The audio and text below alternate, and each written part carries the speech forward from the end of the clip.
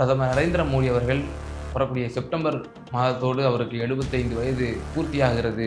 பிரதமர் பதவியில் அவர் தொடரப்போவது இல்லை.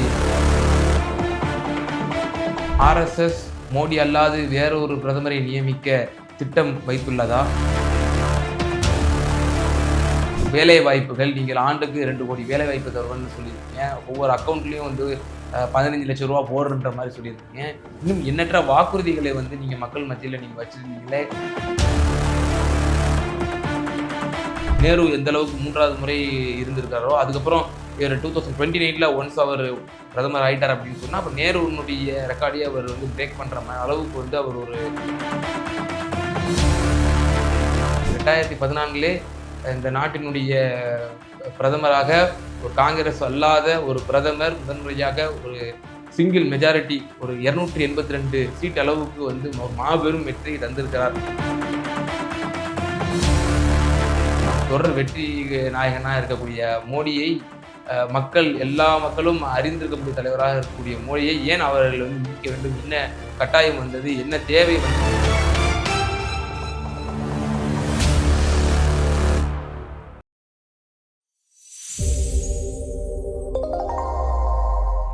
தமிழ் நியூஸ் நேயர்களுக்கு அன்பு வணக்கம். நாடு முழுக்க பரபரக்க பேசக்கூடிய ஒரு விஷயத்தை தான் நம்ம இன்னைக்கு பேச போறோம். குறிப்பா பிரதமர் நரேந்திர மோடி அவர்கள் வரக்கூடிய செப்டம்பர் மாதத்தோடு அவருக்கு 75 வயது பூர்த்தியாகிறது.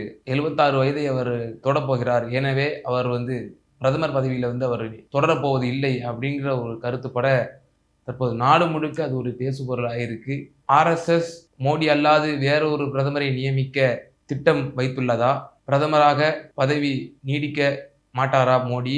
யார் அடுத்த பிரதமர்? இது சம்பந்தமான விரிவான டீட்டெயில்ஸை இந்த காணொலியில் நம்ம பார்ப்போம். வாங்க. மோடி பதவி விலக போகிறார்.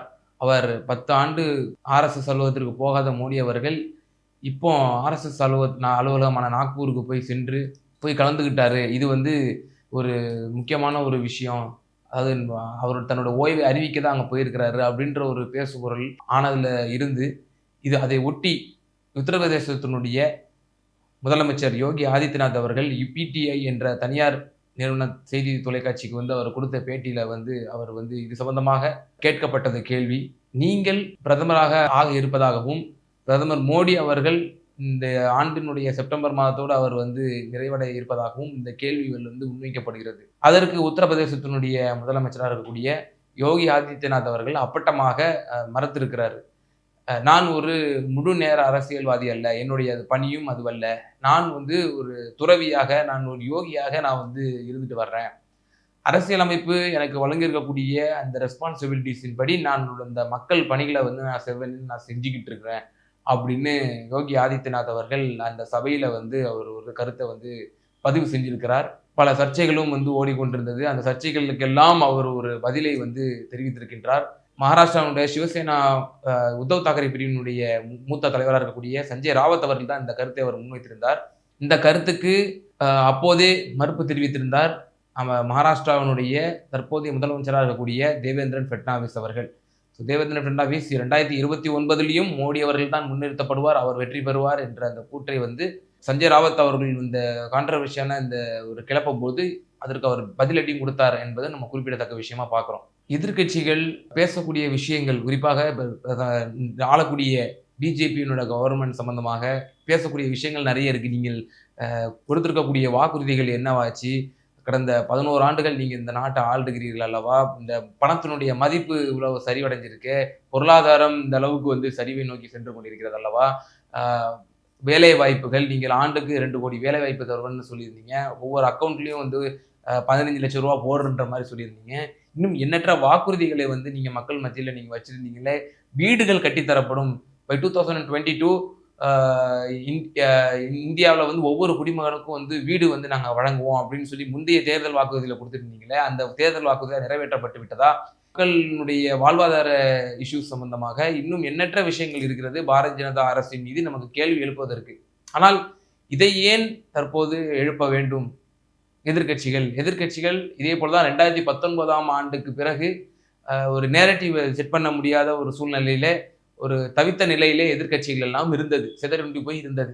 அது போன்ற ஒரு சூழ்நிலை தான் இப்போது ஏற்பட்டிருக்கிறதா எதிர்க்கட்சிக்கு அப்படின்ற ஒரு ஐயமும் நமக்கு ஏற்பட்டிருக்கிறது. இப்ப ராகுல் காந்தி அவர்கள் தனித்து விடப்பட்டார் 2019ஆம் ஆண்டிலே. அப்போது ஒரு சரியான ஒரு நேரேட்டிவ் நம்மளால செட் பண்ண முடியல எதிர்க்கட்சிகளால. ஏன்னா ரஃபேல் விமானம் இது மாதிரியான ஒரு சில விவகாரங்களை வந்து அவர்கள் முன்னெடுத்தார்கள். அம்பானி, அதானிக்கு இவர்கள் வந்து பிரதமராக இருக்கிறார். அவர் நாட்டு மக்களுக்கு பிரதமராக இல்லை. இப்படியான ஒரு பிரச்சாரத்தை முன்வைத்தார். ஆனால் அது மக்களை ஏற்றுக்கொள்ளவில்லை. அது ஒரு பக்கம். நேரேட்டிவை செட் பண்ண விரும்புகிறதா இந்த எதிர்க்கட்சிகள்? குறிப்பாக பாஜகவுக்கு எதிராக இருக்கக்கூடிய இப்போ சிவசேனா அவர்களா இருக்கட்டும், காங்கிரஸ் போன்ற கட்சிகளா இருக்கட்டும், இது மாதிரியான ஒரு கருத்துருவாக்கத்தை நிலைநாட்ட விரும்புகிறதா அப்படின்ற ஒரு கேள்விதான் எழுப்பப்பட்டு வருது. அவங்க சொல்லக்கூடிய காரணங்களா இருக்கக்கூடிய 75 வயது என்கின்ற அந்த வரம்பு, அது பாஜகவிலே எழுதப்படாத ஒரு விதியாக வந்து கருதப்படுது. இந்த 75 வயதுக்கு உட்பட்டு தான் அரசு பதவிகள்லையும் அதே மாதிரி கட்சி பொறுப்புகள்லையும் வந்து வகிக்க முடியும் அப்படின்ற ஒரு விஷயத்த எல்லாரும் மேற்கோள் காட்டுறாங்க. பட் ஆனால் அதனுடைய உண்மை தன்மை என்ன அப்படிங்கிறத நம்ம ஒரு சின்ன ஒரு வரலாற்று பின்னணியோட நம்ம ஒப்பிட்டு பார்த்துட்டோம்னா அதுக்குண்டான நமக்கு தெளிவு கிடைச்சிரும். சில நபர்கள் வந்து குறிப்பிடுறாங்க. இப்ப இவர்கள் எல்லாம் பாருங்கள், இவர்கள் எல்லாம் 75 வயதை கடந்து விட்டார்கள் என்பதனால் இவர்கள் வந்து பதவியிலிருந்து பறிக்கப்பட்டார்கள், பதவி நீக்கம் செய்யப்பட்டார்கள், அல்லது அவர்களால் நீடிக்க முடியவில்லை அப்படின்ற ஒரு விஷயத்தை வந்து தொடர்ச்சியா வந்து எதிர்க்கட்சிகள் முன்வைக்கிறாங்க. ஆனால் அதோட உண்மைத்தன்மை பார்த்தோம் அப்படின்னா சிலர்கள் குறிப்பிடுறாங்க, பேர் சொல்லியே குறிப்பிடுறாங்க. முதலாவதாக நஜ்மா அப்துல்லா அவர்கள். நஜ்மா அப்துல்லா 2016ஆம் ஆண்டு மத்திய அமைச்சரவையிலிருந்து அவர் நீக்கப்பட்டார் அப்படின்ற ஒரு விஷயத்தை சொல்றாங்க. ஆனால் அதே நஜ்மா அப்துல்லா அவர்கள் 2016 முதல் 2026ஆம் ஆண்டு வரை மணிப்பூர் மாநிலத்தினுடைய ஆளுநராக இருந்தார் என்பது குறிப்பிடத்தக்க விஷயம். ஸோ ஒரு விலகிட்டார். அதிலே கூட உள்ள அரசியலும் இருக்கு. சுருக்கமா சொல்லணும் அப்படின்னா அவர் நஜ்மா அப்துல்லா ஒரு இஸ்லாமியர். ஸோ இஸ்லாமியர் என்பதனாலே வந்து அவர் வந்து நீக்கப்பட்டார் அப்படிங்கிற ஒரு குற்றச்சாட்டும் இருக்கிறது. அதே போலதான் முக்தார் அப்பாஸ் நக்வி அவர்கள் சிறுபான்மைத்துறை அமைச்சராக ஃபர்ஸ்ட் என்டிஏனுடைய அலையன்ஸ்ல அவர் இருந்தார். அப்போது அவரும் வந்து நீக்கப்பட்டார். பிறகு சிறுபான்மைத்துறை அமைச்சராக வந்து அவர் செகண்ட் என்டிஏனுடைய டேர்ம்ல வந்து அவர் போடப்படவில்லை அப்படின்ற ஒரு விமர்சனமும் வைக்கப்பட்டது. அதே போலதான் எம்ஜே அக்பர் வந்து அவரும் ஒரு சிறுபான்மையை சார்ந்தவர். அவர் வந்து ஒரு பாலியல் அலிகேஷன் வந்தபோது அவர் வந்து உடனடியாக அமைச்சரவையில் வந்து விடுவிச்சிட்டாங்க. எம்ஜி அக்பர் வந்து தொடரல. ஸோ அப்போ இந்த அளவுகளை எல்லா சமூகத்தினருக்கும் குறிப்பாக பாஜகவுடைய மூத்த தலைவர்கள் எல்லாம் வைக்கிறாங்களா அப்படிங்கிற ஒரு கேள்வி இருக்கு. ஏன்னா குறிப்பாக இதே மல்யுத்த வீராங்கனை விவகாரத்திலையும் சரி, இன்னும் எண்ணற்ற விவகாரங்களையும் சரி, எம்ஜி அக்பருக்கு வைத்த அந்த அளவுகோலை எல்லா பிற அமைச்சர்கள் மீதோ அல்லது மூத்த தலைவர்கள் மீதோ வைக்கிறாங்களா அப்படின்னா அப்போ இது ஒரு பின்னணி அரசியலாக வந்து சொல்லப்படுது. சிறுபான்மையினர் என்பதனாலே வந்து நஜ்மா அப்துல்லா அவர்களாக இருக்கட்டும், முக்தார் அப்பாஸ் நக்வி அவர்களாக இருக்கட்டும், எம்ஜி அக்பராக இருக்கட்டும், இவர்கள் எல்லாம் வந்து அடுத்தடுத்த டேர்ம்ல வந்து இவங்களுக்கு வாய்ப்பு வழங்கப்படவில்லை. ஸோ இவர்கள் எல்லாம் அடையாள அரசியலுக்காக வந்து பயன்படுத்தப்பட்டார்கள் அப்படின்ற ஒரு விஷயமும் இதில் சொல்லப்படுது. ஸோ இப்போ 2016க்கு பிறகும் அவர் வந்து கவர்னராக தொடர்ந்து இருக்கிறார் அப்படிங்கிற ஒரு கருத்தை நாங்கள் பதிவு செய்ய விரும்புகிறேன். அதே போல வெங்கையா நாயுடுவையும் குறிப்பிடுவாங்க. வெங்கையா நாயுடு அவர்களுக்கு இப்போதான் வந்து 75 வயது ஆகிறது. ஆனால் அவர் வந்து கடந்த முறையே அவருக்கு வந்து பதவி கொடுக்கப்படவில்லை. அவர் துணை ஜனாதிபதியாக அவர் வந்து இப்போது தொடர்ந்து கொண்டிருக்கிறார். அவருமே கூட ஒரு அட்மினிஸ்ட்ரேட்டராக அரசியலுக்கு அப்பாற்பட்டு ஒரு துணை ஜனாதிபதியாக தற்போது அவர் தொடர்ந்து கொண்டிருக்கிறார். முரளி மனோகர் ஜோஷியையும் குறிப்பிடுகிறார்கள். முரளி மனோகர் ஜோஷி தற்போது அவருக்கு 91 வயது ஆகிறது. அவர் வந்து 2019 அவர் போட்டியிடவில்லை எம்பி எலெக்ஷன்ல அப்படின்ற ஒரு விஷயத்த குறிப்பிடுறாங்க. ஸோ அப்போ அது வந்து எப்படி பொருத்தமுள்ள வாதமாக இருக்கும்னு எனக்கு தெரியல. 2019 அவருக்கு மிஞ்சி போனால் ஒரு 86, 87 வயது இருந்திருக்கும். அப்போ 86, 87 வயது இருக்கக்கூடிய முரளி மனோகர் ஜோஷி அவர்கள் ஆல்ரெடி அவர் 75 இயர்ஸை கிராஸ் பண்ணிட்டாரு. ஸோ அதுவும் அவங்களுடைய வாதங்கள் என்பது ஒரு வலுவான வாதமாக வந்து இருப்பது போல் நமக்கு தெரியல. அதுக்கடுத்தது வந்து எல்கே அத்வானியை வந்து குறிப்பிடுறாங்க. எல்கே அத்வானி பார்த்தீர்களா, அவரே ஒரு வாழும் உதாரணமாக இருக்கிறார். மோடிக்கு முன்னதாகவே ஆர்எஸ்எஸ் இங்கே பிஜேபி வந்து இந்த இந்திய திருநாட்டிலே வந்து வளர்ந்ததற்கு வந்து எல்கே அத்வானியோட பங்களிப்பு என்னவென்று உங்களுக்கு தெரியுமா? அவர் செய்த அந்த ரத யாத்திரை, இபி சிங் அவரோட ஆட்சி காலத்தில் அவர் செய்த ரத யாத்திரை தான் ஒரு மிகப்பெரிய ஒரு நாட்டையே ஒரு அதிர்வலை ஏற்படுத்தியது. ஒரு ஆர்எஸ்எஸ் ஒரு ஒரு பிஜேபி இங்கே ஒரு மிகப்பெரிய ஒரு வளர்ச்சி அடைவதற்கு வித்திட்டவர் எல்கே அத்வானி. ஆனால் அந்த எல்கே அத்வானி அவர்கள் வந்து ஒரு வணக்கம் வைக்கிறாரு, அதை கண்டுகொள்ளாமல் வந்து மோடி சொல்கிறார் என்ற விஷுவல் காட்சிகள் எல்லாம் சில காட்சிகள் இருந்து காட்டுவார்கள். ஆனால் அதிலே உண்மைத்தன்மை இருக்கிறதா அப்படின்னு நம்ம பார்த்தோம் அப்படின்னா கடந்த 2009ஆம் ஆண்டு எல்கே அத்வானி அவர்கள் தான் பிரதமர் வேட்பாளராக அவர் முன்னிறுத்தப்பட்டார். இப்போது அவர்களுக்கு அகவை 97. 97 வயதாக இருக்கக்கூடிய எல்கே அத்வானி அவர்கள் 2009ஆம் ஆண்டு எப்படி அவர் வந்து 75 வயது ஆல்ரெடி அவர் கிராஸ் ஆயிட்டாரு. அவர் வந்து 81 இயர்ஸ் அவருக்கு. 2009 எல்கே அத்வானி அவர்கள் தான் முன்னிறுத்தப்பட்டார். அப்போ இந்த வாதமும் அடி வாங்கி போறதை நம்ம பார்க்க முடியுது. அடுத்ததாக நம்ம இன்னொரு கூடுதலான வாதத்துக்கு அடல் பிஹாரி வாஜ்பாய், மாண்புமிகு முன்னாள் பிரதமர், அவர் 1999ஆம் ஆண்டு ஒரு கவர்மெண்ட்டை ஃபார்ம் செய்தார். என்டிஏ கவர்மெண்ட்னு சொல்லி ஒரு காமன் மினிமம் ப்ரோக்ராம்ல ஒரு கூட்டணி ஆட்சி நடத்தினார். அந்த கூட்டணி ஆட்சியில நம்ம பார்க்கிறோம். அடல் பிஹாரி வாஜ்பாயினுடைய வயது என்ன? அப்போதே அவருக்கு 75 வயது. 1999 அவர் தான் பிரதமராக முன்னிறுத்தப்பட்டார். அவர் தான் வந்து வெற்றியும் பெற்றார். அப்போது அவருக்கு 75. டேர்ம் முடியும் போது 80 வயது ஆயிருக்கும்னு வச்சுக்கோங்களேன். 2004ஆம் ஆண்டு மீண்டும் பிரதமர் வேட்பாளராக அடல் பிஹாரி வாஜ்பாய் அவர்கள் தான் வந்து முன்னிறுத்தப்பட்டார். அப்போது தோல்வியடைந்தார். அப்போ எதிர்கட்சிகள் இந்த ஆளும் அரசின் மீது, பிஜேபி அரசின் மீது மக்கள் விரோத செயல்களை நீங்க வந்து எடுத்துக்காட்டுங்க. அவர்கள் செய்யக்கூடிய பிழைகளை வந்து நீங்க சுட்டி காட்டுங்க. நிச்சயமாக இவையெல்லாம் வரவேற்கத்தக்கவை. எதிர்கட்சிகள் தங்களுடைய ரோல்களை சரிவர செய்ய வேண்டும், மக்களுடைய குரல்களாக பிரதிபலிக்க வேண்டும் என்பதில் மாற்று கருத்து இல்லை. ஆனால் ஏன் இது மாதிரியான சில குற்றச்சாட்டுகள், உட்கட்சியினுடைய விவகாரங்கள், பிரதமர் மாற்றப்படுவார்களா, உட்கட்சியில் இருக்கக்கூடிய சில ஷரத்துக்களை வச்சு அதையே நீங்க ஒரு விவாத பொருளாக்குறீங்க அப்படிங்கிற ஒரு விஷயத்த நமக்கு புரிந்து கொள்ள முடியல. அதே போல மோடியை ஏன் RSS நீக்க வேண்டும் அப்படிங்கிற ஒரு கேள்வியும் இருக்குல்ல. கடந்த 2001 முதல் மிக உயரிய பதவியிலே நம்முடைய இந்திய திருநாட்டில் வந்து அவர் இன்று வரை ஒரு ஒரு மிகப்பெரிய உயரிய பதவியில வந்து அவர் வந்து தொடர்ந்து வந்துட்டு இருக்கிறாரு. 2001ஆம் ஆண்டு குஜராத் மாநிலத்தினுடைய முதலமைச்சராக அவர் வந்து தொடர்ந்தாரு. பிறகு 2014ஆம் ஆண்டு அவர் ராஜினாமா செய்து தற்போது அதன் பிறகு அவர் பிரதமர் வேட்பாளராக அவர் வந்து முன்மொழியப்பட்டார். பிரதமர் வேட்பாளராக முன்மொழியப்பட்டு ஒரு நேருனுடைய டேர்ம் அளவுக்கு 3வது முறை அவர் வந்து வந்திருக்கிறார் பிரதமராக. நேரு எந்த அளவுக்கு 3வது முறை இருந்திருக்காரோ, அதுக்கப்புறம் 2029ல ஒன்ஸ் அவர் பிரதமர் ஆயிட்டார் அப்படின்னு சொன்னா, அப்ப நேருனுடைய ரெக்கார்டையே அவர் வந்து பிரேக் பண்ற அளவுக்கு வந்து அவர் ஒரு பெரிய தலைவராக இந்த நாட்டினுடைய ஒரு நீண்ட கால பிரதமராக இருந்தவர்களுடைய பட்டியலில் முதல் இடத்திலே வந்து நரேந்திர மோடி அவர்கள் வந்து இருப்பதை நம்மளால் பார்க்க முடியுது. இவ்வளவு தொடர் வெற்றியில் இருக்கக்கூடியவர், பிஜேபிக்கு ஒரு ஒரு ஐக்கானாக இருக்கக்கூடியவர், வெகு மக்களுக்கு தெரியக்கூடிய ஒரு முகமாக இருக்கக்கூடிய மோடி அவர்கள் இவ்வளவு பாப்புலர் லீடரை ஏன் RSS நீக்கணும் அப்படிங்கிற ஒரு கேள்வி இருக்கு இல்லையா? தோல்வியை கடந்த பாரதிய ஜனதாவை வெற்றி பாதைக்கு கொண்டு சென்றவர்கள் யார் அப்படின்னு நம்ம பார்க்க வேண்டியது இருக்கு. 2004ஆம் ஆண்டு இதே வாஜ்பாய் அவர்களுடைய தலைமையில் தான் சந்தித்தார்கள் என்டிஏனுடைய அலையன்ஸ். ஸோ அப்போ அவருக்கும் 80 இயர்ஸ் ஆயிடுச்சு இல்லையா? வாஜ்பாய் அவர்கள் சந்தித்த பொழுது பிஜேபி பெற்ற எண்ணிக்கைகள் பார்த்தோம்னா 138 2004ஆம் ஆண்டு. யூபிஏ அரசாங்கம் காங்கிரஸுக்கு வந்து 145, வெறும் கிட்டத்தட்ட 7 சீட்டு இடங்களுக்கு மட்டும்தான் வித்தியாசம் பிஜேபிக்கும் காங்கிரஸுக்கும். அப்போது நீங்கள் அந்த காலத்தில் நீங்க வந்து அரசியலை நீங்க உற்று கவனித்தவராக இருந்திருந்தால் ஃபர்ஸ்ட் பார்லிமெண்ட் சென்ஷனிலே எவ்வளவு மிகப்பெரிய அமளிகள் ஏற்பட்டது என்பது உங்களுக்கு நன்றாக தெரியும். அப்போது இருந்த ஆளுமைகள், சோனியா காந்தி அப்போது வந்து அவர் வந்து உடல் நலத்தோடு ஆக்டிவாக இருந்தார். கலைஞர் கருணாநிதி போன்ற மாபெரும் ஆளுமைகள் எல்லாம் இருந்ததனுடைய எதிரொலியாக வந்து அந்த 5 ஆண்டுகள் வந்து நிலைநிறுத்த முடிஞ்சிச்சு.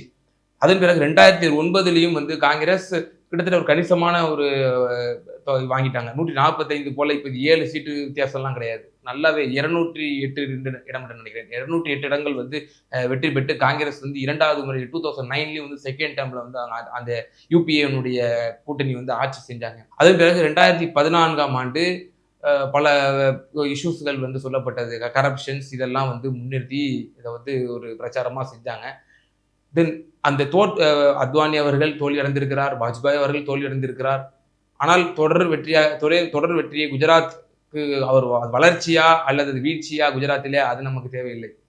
வளர்ச்சி நாயகன் என்ற ஒரு புரொபகண்டாவை, ஒரு பிம்பத்தை இந்த நாடு முழுவதும் வந்து பரப்பி 2014 இந்த நாட்டினுடைய பிரதமராக ஒரு காங்கிரஸ் அல்லாத ஒரு பிரதமர் முதன்முறையாக ஒரு சிங்கிள் மெஜாரிட்டி ஒரு 282 சீட் அளவுக்கு வந்து ஒரு மாபெரும் வெற்றியை தந்திருக்கிறார் அப்படிங்கிறது நம்ம வரலாற்றில் நம்ம பதிவு செய்ய வேண்டிய ஒரு விஷயம். அப்போ அது என்ன காரணங்கள் சொல்லப்படுது?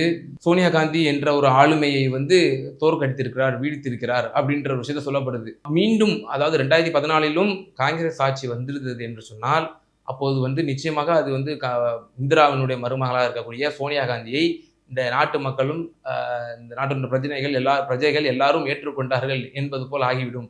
எனவே அதை வந்து பிரேக் பண்ணவர் நம்முடைய பிரதமர் நரேந்திர மோடி என்றுதான் வந்து வலதுசாரிகள் சிந்தனை கொண்டவர்களும் சரி எல்லாரும் தொடர்ச்சியா இதுதான் சொல்லிட்டு வராங்க. பிறகு 2019 வந்து தேர்தலை சந்திக்கிறார்கள். ஒரு மாபெரும் வெற்றியை வந்து பிரதமர் தலைமையிலான மோடி தான் முன்னிலைப்படுத்தி அவர்கள் வந்து தேர்தலை சந்திச்சாங்க. ஒரு மாபெரும் வெற்றியை வந்து பெற்றாங்க.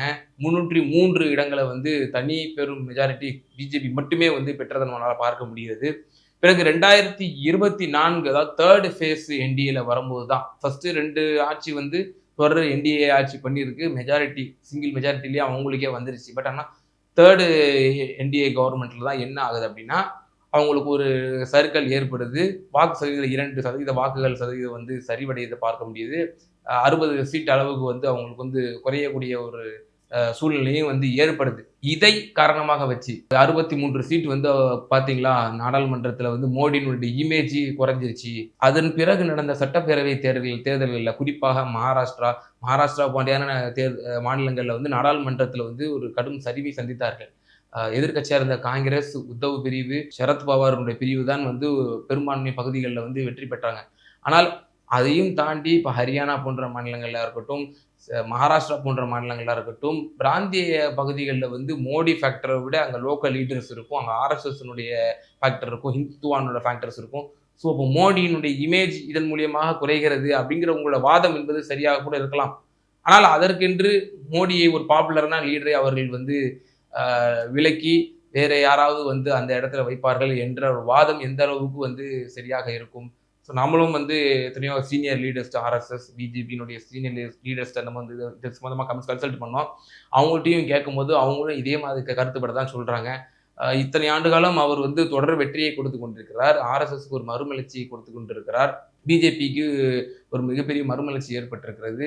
தொடர் வெற்றி நாயகனாக இருக்கக்கூடிய மோடியை எல்லா மக்களும் அறிந்திருக்கக்கூடிய தலைவராக இருக்கக்கூடிய மோடியை ஏன் அவர்கள் வந்து நீக்க வேண்டும், என்ன கட்டாயம் வந்தது, என்ன தேவை வந்தது ஆர்எஸ்எஸ்க்கும் பிஜேபிக்கும் என்ற ஒரு கருத்தைப்படிதான் அவர்களும் வந்து தெரிவித்தார்கள். எனவே மக்களாகிய நீங்களே முடிவு செய்து கொள்ளுங்கள், பிரதமராக அவர் தொடர்வாரா, மீண்டும் 2029 அவர் அப்படி இருக்கும் பட்சத்தில் அவர் வந்து பிரதமர் வேட்பாளராக முன்னிறுத்தப்படுவாரா, அரசியல் என்ன வேணாலும் any time anything will happen அப்படின்ற மாதிரி சொல்லுவாங்க. எது வேணாலும் என்ன வேணாலும் நடக்கலாம் அப்படின்ற மாதிரி. ஸோ உங்களுடைய கருத்துக்களை வந்து கமெண்ட் செக்ஷன்ல நீங்க பதிவிடுங்க. பிரதமராக நம்முடைய பாரத பிரதமர் மோடிஜி அவர்கள் தொடர்வாரா என்பது பற்றி இது மாதிரியான day to day updates, politics சம்பந்தமான உங்களுடைய கருத்துக்களை தெரிஞ்சுக்கணும் அப்படின்னா சப்ஸ்கிரைப் பண்ணுங்க தமிழுக்கு. உங்களுடைய கமெண்ட்ஸை வந்து கமெண்ட் செக்ஷன்ல எழுதுங்க. தொடர்ந்து ஆதரவு தாருங்கள். நன்றி, வணக்கம். நமது தமிழ் நியூஸ் சேனலில் உங்களது பொருட்களை வெறும் 500 ரூபாயில் விளம்பரம் செய்ய வேண்டுமா? தொடர்புக்கு 7806942275 தொடர்பு கொள்ளுங்கள்.